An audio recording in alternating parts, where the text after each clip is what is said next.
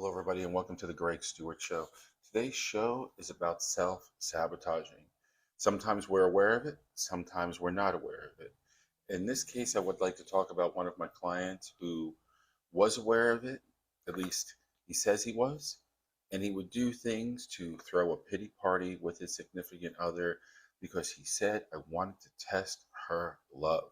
I wanted to test her love because in the past, I've had relationships where I found that I was doing more for the relationship than I was receiving.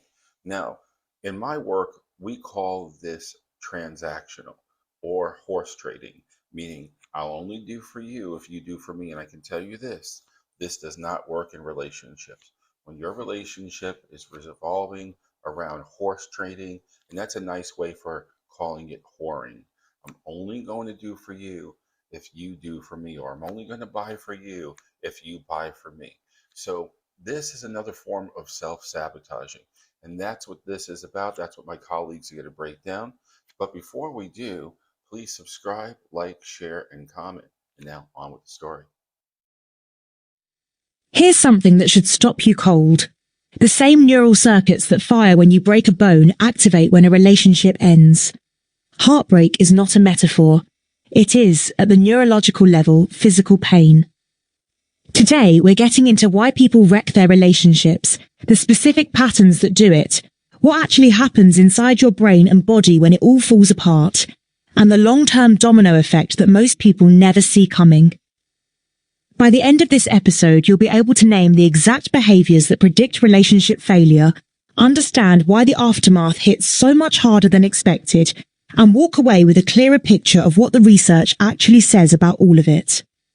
I've got someone here who has really dug into this stuff, so let's not waste any time. What are we actually talking about when we say people wreck their own relationships? So the first thing worth saying is that the phrase wrecking a relationship kind of implies it's always intentional or reckless, and the research pushes back on that pretty hard.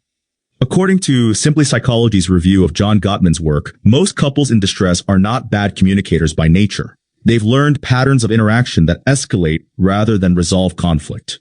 That distinction is huge. Wait, so it's not that people are just selfish or checked out, it's that they've picked up these habits without realizing it? Exactly. And Gottman spent decades at the University of Washington. They literally called it the Love Lab, following hundreds of couples over years, measuring physiological responses, behavioral patterns, relationship outcomes. And what he found was that there are 4 specific communication patterns that reliably predict whether a relationship will end. He called them the 4 horsemen of the apocalypse. Okay, that name alone is doing a lot of heavy lifting. The 4 horsemen, like from the New Testament? Yeah, the Gottman Institute actually points this out. The original 4 horsemen in the New Testament represent conquest, war, hunger, and death.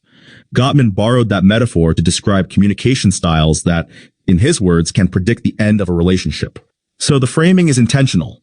These aren't minor bad habits. They're relationship-ending patterns. All right, so walk me through them. What are we actually talking about?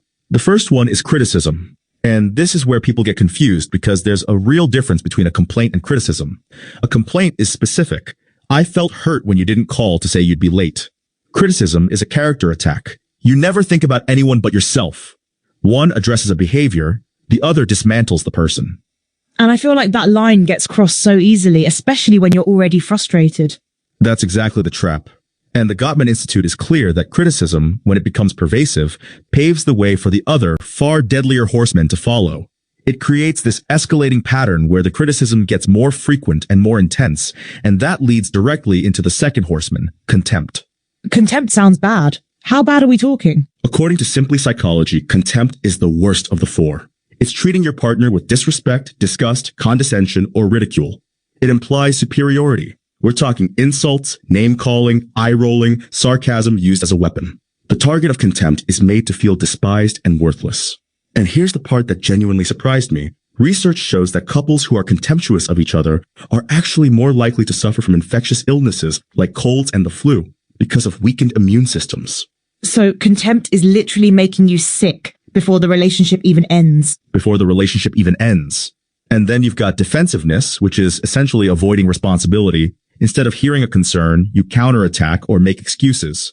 And the fourth is stonewalling, which is just shutting down entirely, refusing to engage. Psychology Today describes it as refusing to engage with issues at all. So you've got criticism leading to contempt, and then defensiveness and stonewalling as the responses. It's like a feedback loop that just keeps tightening. That's a really good way to put it. And what makes it so insidious is that each one feeds the next. The Gottman Institute describes it as an escalating pattern, and when all four are present frequently, without what Gottman calls repair attempts, any behavior that interrupts the escalating negativity, the relationship is in serious trouble. Repair attempts, what does that actually look like in practice? It can be something as simple as a touch on the arm, a joke that breaks the tension, saying, "I need a minute." According to Simply Psychology's review of Gottman's research, repair attempts are actually more important than having perfect arguments.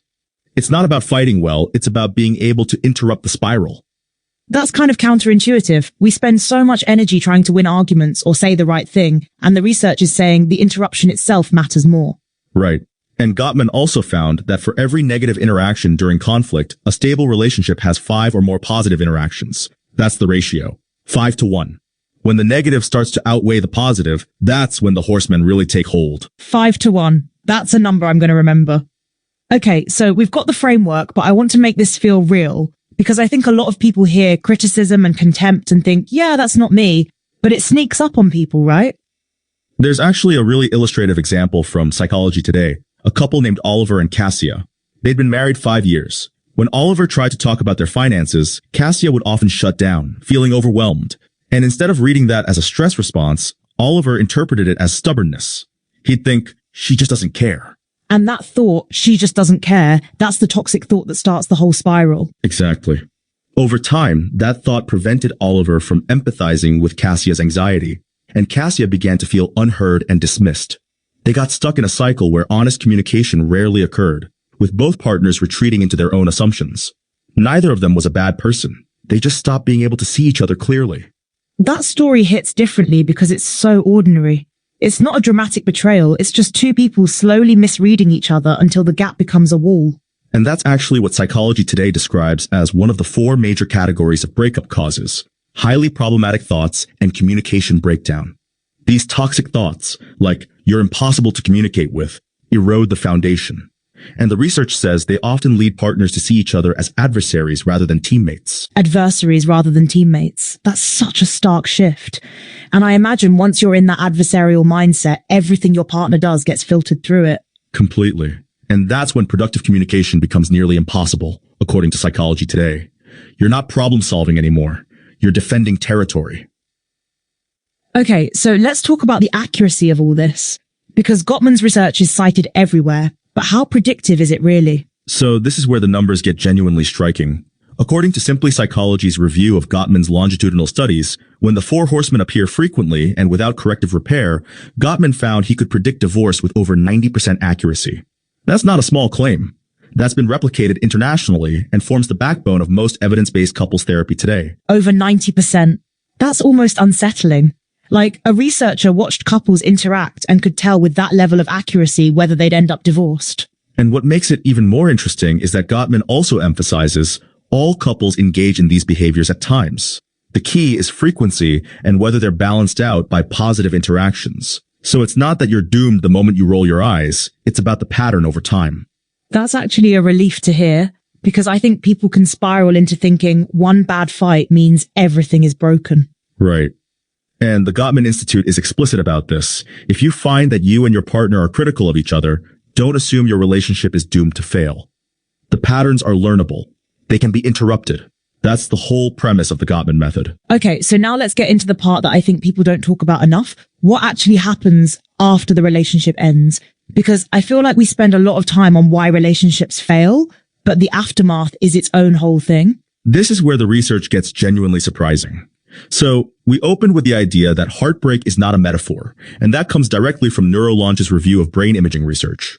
When people view a photo of a former partner who rejected them, the same regions that process physical pain, the secondary somatosensory cortex and the dorsal posterior insula, light up on brain scans. So it's not just that it feels like physical pain, it literally is at the neural level. At the neural level, it is physical pain. And the chemistry piece is just as striking. Romantic love involves a dense cocktail of dopamine, oxytocin, and opioids. During a relationship, your brain's reward circuits are running on near constant activation. Seeing your partner, hearing their voice, anticipating contact, All of it triggers dopamine release in ways that are structurally similar to addictive substances. So when the relationship ends, you're essentially going through withdrawal. That's exactly how Neurolaunch frames it. The supply cuts off abruptly. And that's why the emotional chaos after a breakup is so disorienting. You're not just sad, you're in a neurological state of deprivation. And Psychology Today, the piece by therapist John Kim, describes the emotional experience as a roller coaster. 1 minute relieved, the next crying over an old song. That whiplash is real. And Kim makes a point that I think is really important, that emotional chaos is not only normal, it's necessary for healing. The brain is processing the loss in a way that's remarkably similar to grief. The same stages: denial, anger, bargaining, depression, acceptance. And it's perfectly natural to move back and forth between them. So the roller coaster isn't a sign that you're weak or failing to move on. It's a sign your brain is doing its job. Exactly. And Kim also points out that breakups involve not just the loss of a person, but the loss of the future you envisioned with them, the routines you shared, the emotional safety they provided. That's a lot of simultaneous losses. And Neurolaunch makes this point about self-concept, that the loss of a relationship forces a restructuring of identity, not just emotional grief, which is why recovery takes longer than most people expect. That's one of the most underappreciated parts of this. You're not just grieving a person, you're grieving a version of yourself, the one who existed inside that relationship. And rebuilding that takes real time. Okay, and then there's the longer term stuff. Because I think people assume once the acute grief passes, you're basically fine. But the research suggests otherwise. Yeah, the downstream consequences are significant.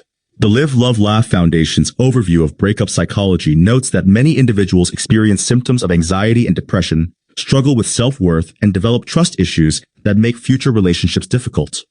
Social withdrawal is also common. People isolate from friends and family. But withdrawing for long periods actually worsens feelings of loneliness and prolongs the healing process. So the instinct to pull away from people is actually the thing that makes it worse. It's a painful irony. And there's also the identity disruption piece. The end of a relationship can disrupt a person's sense of stability, leading to increased stress and emotional exhaustion.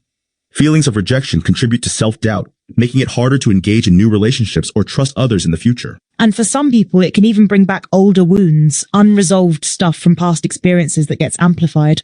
Right. The Live, Love, Laugh Foundation specifically mentions that breakups can bring back unresolved emotional wounds from past experiences, amplifying feelings of abandonment or inadequacy. So you're not just dealing with this relationship ending, you're potentially dealing with a whole stack of older pain that got triggered.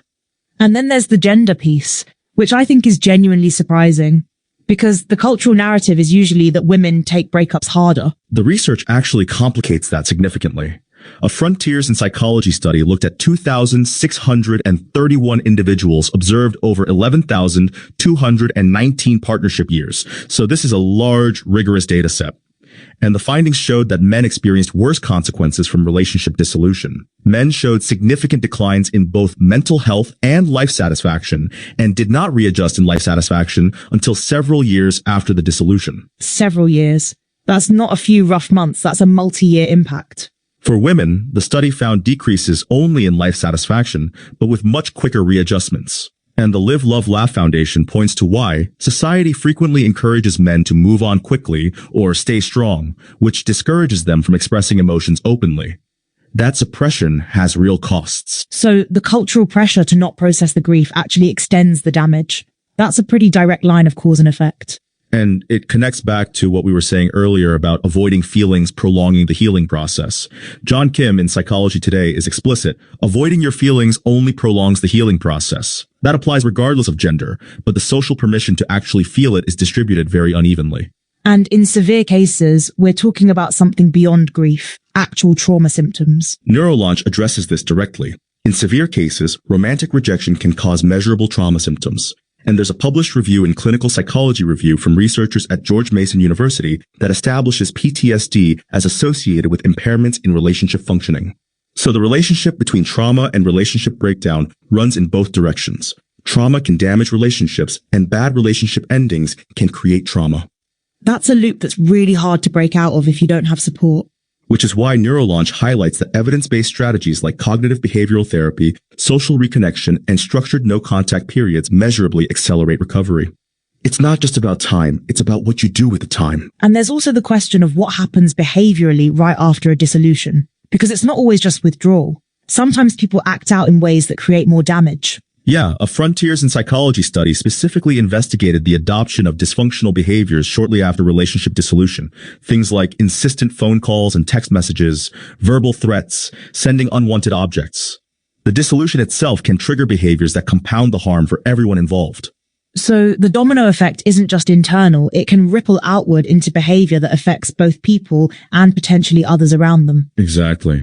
And Psychology Today's overview of relationship endings notes that the dissolution is one of the most stressful life course events, with novel feelings of anger and sadness, loss of companionship and social support, and adaptation to a single lifestyle all hitting within a relatively short period. That concentration of stressors is what makes it so destabilizing. It's not one thing, it's everything at once. The person, the routine, the identity, the social network, the future you planned, all of it, simultaneously.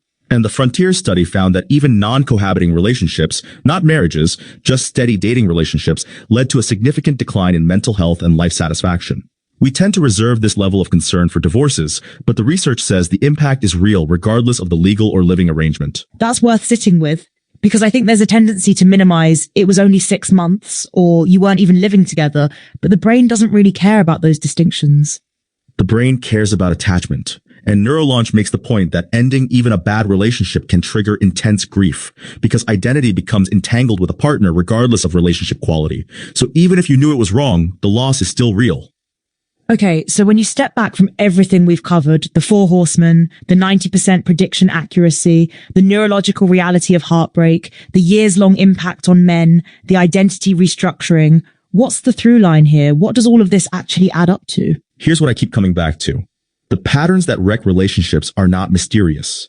They're documented, they're named, and according to the research, they're learnable. Criticism, contempt, defensiveness, stonewalling, these are identifiable. You can catch them. And the repair attempts that interrupt them don't have to be grand gestures. They just have to happen. And the flip side is that if you don't catch them, if the horsemen run unchecked, the aftermath is not just emotional, it's neurological, it's physical, it's identity level. The domino effect is real, and it's long. And it's worth saying, the Frontiers study found that the decline in mental health after dissolution was temporary for most people, with readjustment happening around the 1-year mark. So there is recovery, but the path there is faster when people actually process what they're feeling rather than suppressing it, and when they stay connected to their support systems rather than withdrawing. So the actionable piece is actually pretty clear. Know the patterns before they become the pattern. And if you're already in the aftermath, don't isolate and don't rush the grief. And recognize that the chaos you feel after a breakup, the whiplash, the grief that comes in waves, that's your brain doing exactly what it's supposed to do. It's not weakness, it's neuroscience. Here's what this really comes down to. We started by saying heartbreak is physical pain. And that's not just a dramatic opener, it's the key to understanding everything else. If the pain is real, the patterns that cause it deserve real attention. And the research gives us the tools to actually see them. The 4 horsemen aren't a death sentence.